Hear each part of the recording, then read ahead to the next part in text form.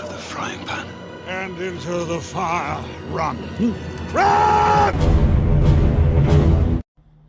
Hello and welcome to Out of the Frying Pan, a Middle-earth strategy battle game podcast. So you join us on our sister YouTube channel to our normal podcast, which you can find available on all good podcasting services.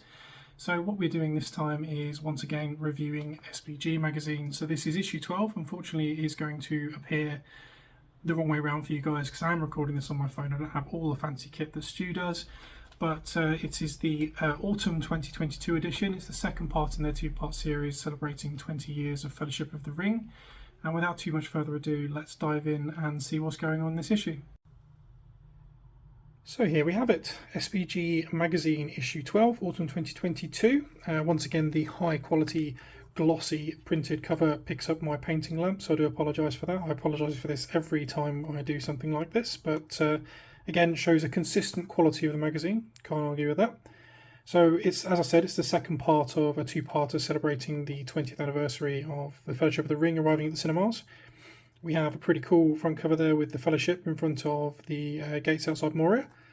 I do believe they pinched that from Steve Crow of Top Table Gaming and Battlestream's fame.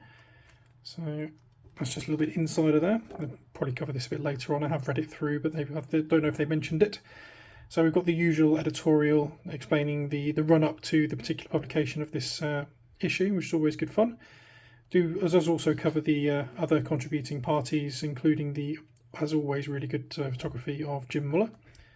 So we have the email address you can contact the boys at to obtain your own copy, which is sbgmagazine@gmail.com, as well as a few sponsors here.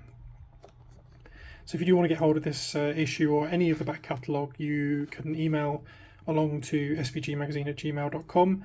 I believe they have pretty much all of them in stock. I think there was one or two special editions that may now have gone out of print, but I believe you'll be able to contact them and they'll be able to advise you which.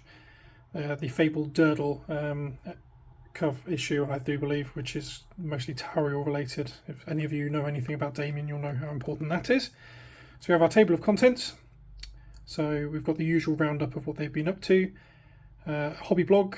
The Doctor's Corner, which is Damian, who has been going over the 20 years of Fellowship of the Ring. Some Tatka from Harry Parkhill of Entmove fame. Rob Cron goes over his favourite character, Boromir. We have a Kev Lawrence painting masterclass, which is fantastic. Dave Fredericks, who does some amazing stuff, and any of you who may have been at Ardacon may have seen him in his fantastic Second Age Elven armour. He goes over his Argonath diorama. And then the conclusion of the Fellowship of the Ring campaign report, which is an amazing read and some amazing photography in there. I'll try not to give too many spoilers away for this issue, as usual. So, first of all, we've got the SBG Towers. Tom appears to have been climbing mountains, which is pretty cool. There was a 5,000th SBG was given out, I do believe, which I believe was done... Ardacon 2021, that was it. I was thinking this was out for Ardacon 2022, so how was that possible? But yep, so there's some pretty cool stuff in there. We have the hobby blog, so an update on the contributors to this particular issue, what they've been up to. So Harry's desk giving me small palpitations there, but otherwise some really cool stuff, including, as you'll notice, Dave's really cool elven armour. Saw Tom's Azog's boys at Scouring of Cheshire earlier this year, and they look awesome. He won with them, so both you can paint and game. Obviously we've got Damian talking about basically how he saw the Fellowship of the Ring, etc., which is pretty cool. And then some comments from various contributors to the magazine about their first sort of exposure to Fellowship of the Ring and Lord of the Rings in general, which is pretty cool, including Michael Haskell's jumped in here to give us his perspective, and unfortunately his youthful face does belie his great age, and he's done an awful lot of hobbying and Lord of the Rings loving in his time, so that's pretty cool. We have Harry doing his Tatka, and I do believe he won a Throne of Skulls with the Fellowship, so that's a pretty good feather in his cap, and it lends itself to showing that he knows what he's talking about. And generally he's quite self-deprecating, but I do believe he knows what he's talking about. Some of you may know him from Moot and other podcasts, so it's worth checking out. He also gives us some pretty cool top tips on how to get the most from your individual members of the party. Again, you can see some really, really cool photography going on there, and Damian's watcher in the water there, I do believe. Then we have Rob Cron extolling the virtues of Boromir. He actually makes a very convincing case. I think it's my favourite of these articles so far. He's always been a bit of an odd character for me. I didn't used to love him as much when I read the books as a kid, and I've grown to love his character more as I've understood the nuance of it. So he makes a very good case for that as well, which is very cool. A fantastic painting masterclass from Kev. Well worth a read. He doesn't cover everything that's in there because a lot of the other techniques are covered in previous painting masterclasses. Again, a good reason to pick up the previous magazines, but he does cover the more specific stuff to Boromir, which is really worth picking up and having a look at. Then Dave's frankly awesome. I don't know if you can see some more of this. His conversions to do the Argonath are awesome. Really, really, really cool. And that was on show at Ardicon this year alongside the inaugural issue, in fact, an inaugural sale of this magazine. And by all accounts, it looks amazing. So hopefully at some point I'll get to see that.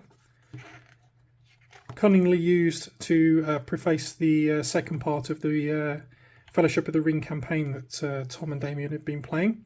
They played this over Zoom, which is pretty cool. So I'm going to try not to let the game away on anything that goes on in this, but so I'll make this quite short and sweet. But some really amazing photography in this. Really, really, really good. Again, I'm flicking past. I do apologise for this, but I just don't want to spoil anything for anyone. Some really cool terrain. They went really, really, really hard on this.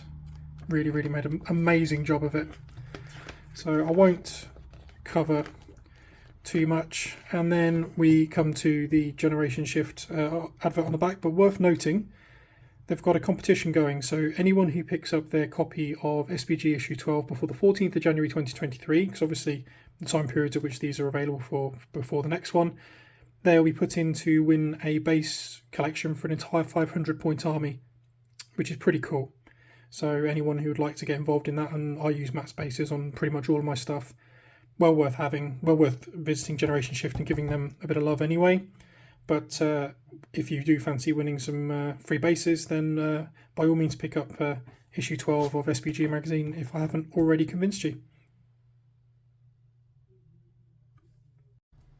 So thank you for joining us. So once again, thanks very much to Tom and Damian for sending through an issue for us to review.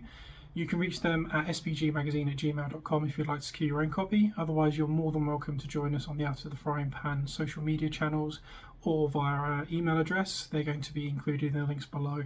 So once again, thanks very much for joining us. Please do consider picking up your own copy of SBG. It really is a wonderful read and worthwhile supporting.